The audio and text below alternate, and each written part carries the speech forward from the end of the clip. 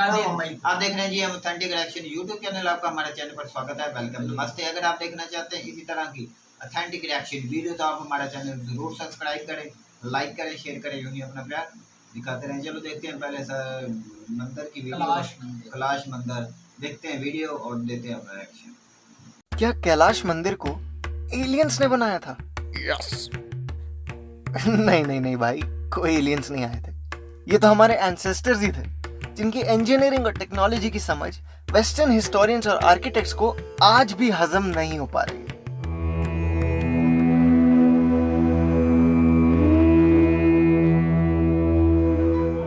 कैलाश मंदिर, जिसकी एक झलक से ही मन में हजारों प्रश्न उठने लगते हैं। इसको किसने बनाया, कैसे बनाया और आखिर कितना समय लगा होगा इसको बनाने में?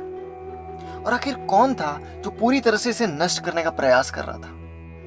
और इन प्रश्नों का उत्तर ढूंढना भी आसान नहीं था। हम सब जानते हैं कि पिछली कई सदियों से हमारे इतिहास को तोड़ मरोड़ के बताने की कोशिश लगातार जारी है। ऐसे में एक बार फिर से हम श्री अशोक बेडेकर जी की शरण में थे। कैलाश क्यों कहते हैं इसे? बड़ा योग्य नाम दिया है, जिसने भी दिया है। किसने दिया ये तो पता नहीं। कैलाश क्योंकि शिव जी को अर्पण किया है, पहाड़ में ही बसा है, जैसे हिमालय में कैलाश। एलोरा केव्स की 32 गुफाओं में से 16वीं गुफा है कैलाश मंदिर। महादेव के भक्त शिव के ध्यान में लीन रहना चाहते थे, इसीलिए शिव जी के घर को सिंबलाइज करते हुए मंदिर को 8वीं शताब्दी में राष्ट्रकूट राजकृष्ण ने बनवाया था। इसे बनाने में कम से कम 7000 मजदूर और शिल्पकारों ने काम किया था। यह मंदिर दुनिया का सबसे बड़ा मोनोलिथिक स्ट्रक्चर है, यानी कि इस पूरे मंदिर को सिर्फ एक बड़े पत्थर को तराश कर बनाया गया है। दोस्तों, इस मंदिर को आपने एक जगह और देखा होगा। याद आया? जब आप ये अंदाजा लगाना शुरू करेंगे कि इस मंदिर को कैसे निर्मित किया गया होगा, तो मन में बहुत से कौतूहल पैदा करने वाले प्रश्न खड़े हो जाएंगे। क्या यह मंदिर सिर्फ छेनी हथौड़ी से बनाना संभव था? और अगर संभव था भी तो कितना समय लगा होगा इसे बनाने में?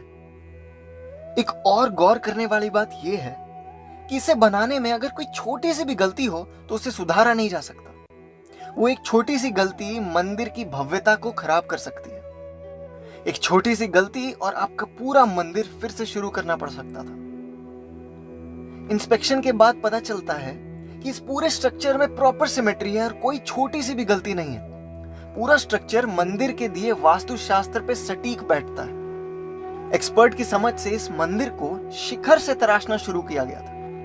करीब 2 लाख से 5 लाख बेसाल्ट पत्थर 18 साल लगाकर एक्सकैवेट किए गए थे। अब अगर इस फैक्ट को दिमाग में रखें और अगर हर दिन 12 घंटे भी काम होता था तो लगातार 20 साल तक 20,000 टन पत्थर हर साल, यानी 50 टन पत्थर हर दिन या 4 टन पत्थर हर घंटे खोद के निकाला गया होगा। और वो भी बसाल्ट रॉक, जो कि सबसे कठोर पत्थरों में से एक है। इसकी अंधेरी गुफाओं में भी कमाल की शिल्पकारी की गई है, वो भी आज से 1200 साल पहले। बिजली नहीं होने के कारणवश इसे बनाने के लिए हर दिन 12 घंटे काम किया जा सकता था। मिरर्स का इस्तेमाल करके रिफ्लेक्शंस बनाए जाते थे ताकि अंधेरी गुफाओं तक भी रोशनी पहुंच सके। इस आर्किटेक्चर को अगर आप ऊपर से देखो तो एक रथ की तरह भी दिखाई देता है।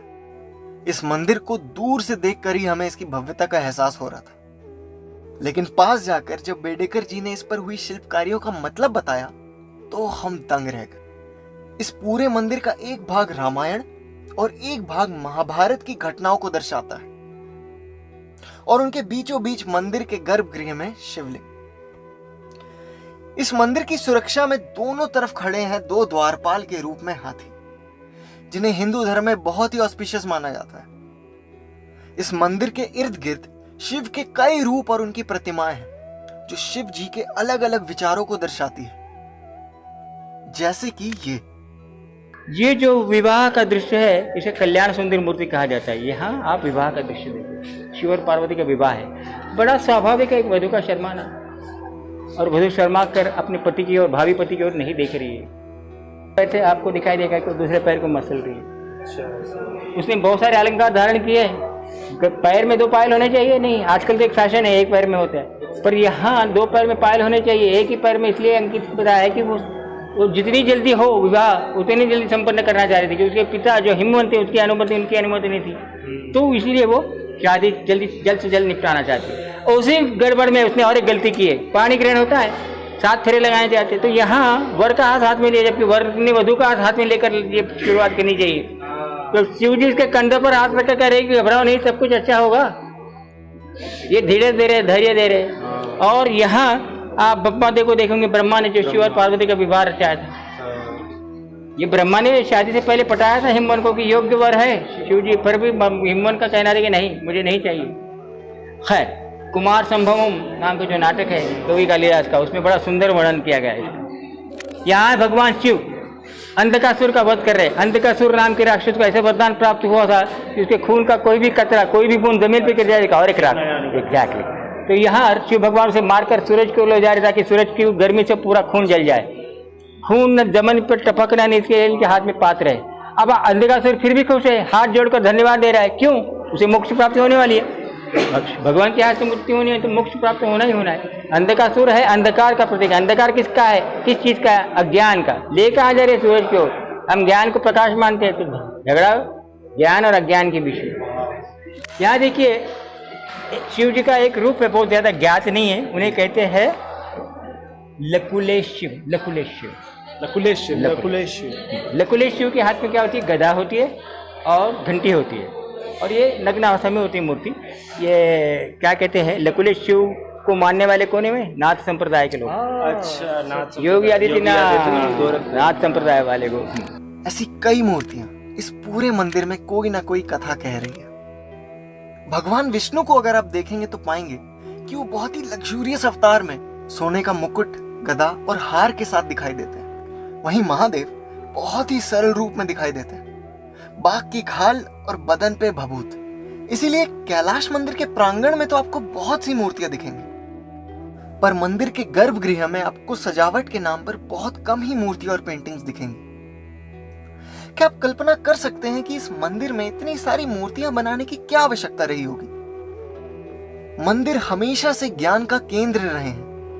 हमारे एंसेस्टर्स इन मूर्तियों के माध्यम से भी ज्ञान को अगली पीढ़ी तक पहुंचाया करते थे, और ये पत्थर की मूर्तियां तो अपने आप में ज्ञान का पूरा भंडार है। लेकिन बड़े दुख की बात है कि औरंगजेब, जिसने कई हिंदू मंदिरों को तोड़ा था, उसने इस भव्य कैलाश मंदिर को भी तोड़ने का प्रयास किया था। 1682 में पूरे 3 साल तक उसने 1000 आदमी को इसे तोड़ने में जुटा दिया था। कई मूर्तियों को खंडित कर दिया, कई केव्स में आग लगा दी। लेकिन 3 साल बाद उसके समझ में आ गया कि इस मंदिर को तोड़ना उसके लिए असंभव है। सोचिए जरा, जिस कठोर बसाल्ट को तोड़ने के लिए औरंगजेब के पसीने छूट गए, उस कठोर चट्टान पे हमारे पूर्वजों ने बेहतरीन नक्काशियां कर दी। यही तो शिव भक्ति का बल है। इस मंदिर पर कई बार पेंटिंग के नए लेयर्स भी सुसज्जित किए गए हैं, पर जब 1682 में औरंगजेब ने इसमें आग लगा दी थी, तब ये सारी पेंटिंग्स भी तबाह हो गई। इतना सब होने के बाद भी आज भी ये मंदिर खड़ा है और दुनिया भर के इंजीनियर्स और साइंटिस्ट को आज भी आश्चर्यचकित कर रहा है। परंतु जो जगह एक समय में शिव भक्ति की ऊर्जा से प्रवाहित रहती होगी, वो एक इंसान की इनसिक्योरिटी और ईर्ष्या की वजह से अब सिर्फ एक म्यूजियम बन के रह गई है। पर मन में अभी भी एक आशा है कि जिस प्रकार ग्रीष्णेश्वर महादेव और राम जन्मभूमि को पुनः स्थापित और उनका जीवनोद्धार किया गया है, उसी तरह इस भव्य कैलाश में भी महादेव विराजमान होंगे। अगर वीडियो अच्छी लगी तो लाइक अवश्य कीजिएगा, और भारत से जुड़ी ऐसी और वीडियोस देखने के लिए हमारे चैनल को सब्सक्राइब कीजिएगा। हर हर महादेव।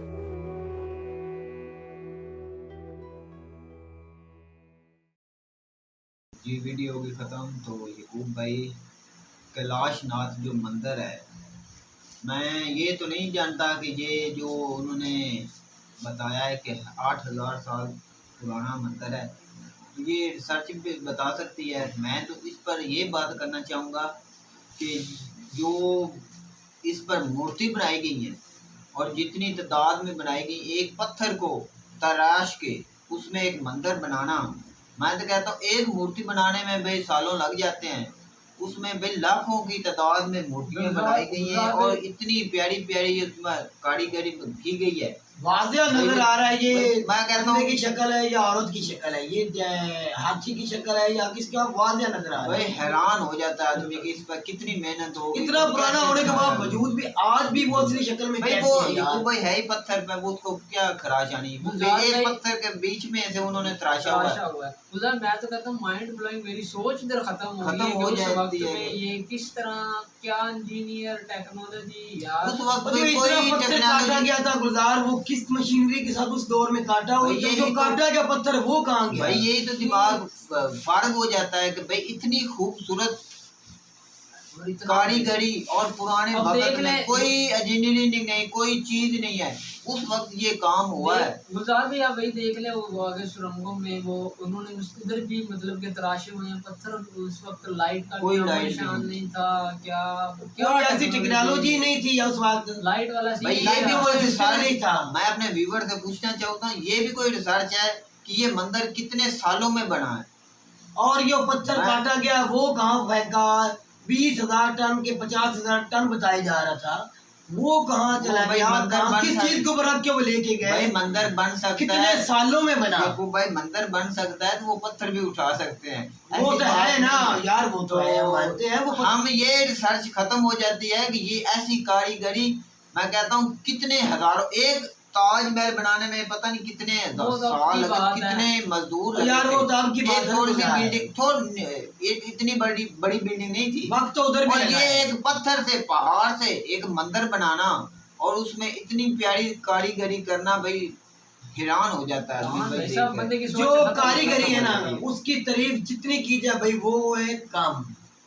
वो जो तराशा गया है मूर्तियों को, या मतलब हाथी की शक्ल जो दिखाई जा रही थी ना, या और भी जानवरों की, जिस तरह गाय को वो मानते हैं, जिस तरह भी है, जितनी मूर्ति तराशी गई है, मुझे तो भाई कुछ मानने में इतना नहीं आता। अब इतनी ज्यादा मूर्तियां लाखों की तादाद में लग रही थी मुझे। बहुत ज्यादा। तो वो बहुत ज्यादा वक्त लगा है। हम तो नहीं पक्का नहीं बता सकते कितने साल लगे हैं, कितने मजदूर लगे हैं, किस मशीनरी के साथ ये बना है, ये हम अंदाजा नहीं लगा सकते भाई भाई। कोई मशीनरी नहीं यकूब भाई, उस पुराने वक्त में ये तराशी किया है। गुलजार हाथ से तो इतना पहाड़ नहीं ना काटा जा सकता यार, इतना भाई बड़ा एक मेहनत पहाड़ करे, है। मेहनत बंद आदमी करे, लगन तो फिर हो। इसमें लाखों बंदे लगे होंगे। वही लाखों से भी ज्यादा। हम ये रिसर्च से आउट है भाई, हम इस पर कोई कमेंट नहीं कर मेरी सकते। सर्च इधर सारी खत्म हो जाती है कि इसमें कितने आदमी यार आप कितने कमेंट सालों में ना, लगे हैं। हमारा दिल जो ना यकीन माने, इस तरह मेरा दिल तो कर रहा है भाई देख कर भी कि ये वीडियो देख के ये कितनी लाखों की तादाद में वे बंदे लगे होंगे, तो कितनी दौर में बना, किस तरह बना, इसकी कोई टाइम लिमिट नहीं कि कितने सालों में कोई बना यार है। सबूत के ये तौर पे कोई एक भी वीडियो रिसर्च नहीं है। एक मिनट तो गुजार। कितने आदमी लगे होंगे भाई आप भाई जितने हमारे दोस्त भाई जितने भी हैं ना, कोशिश करें यार हमें कुछ इसका सबूत दें। आपके पास तो कुछ ना कुछ नॉलेज हो सकता है, सबूत सच हम नहीं की मान होगी। सकते, मेरी तो बात ये सुनो। वीडियो कह रहे हैं तो कि वीडियो दिखा रहे हैं, भाई वीडियो मैं दिखा रही है। सबूत तू समझ तो सही, पहले समझता नहीं जवाब देना शुरू कर देता। मेरा मतलब ये है कि कोई वीडियो ऐसी बनाकर भेज सकते हैं, एक व्लॉग बनाकर भेज सकते हैं कि इतने साल लगे थे।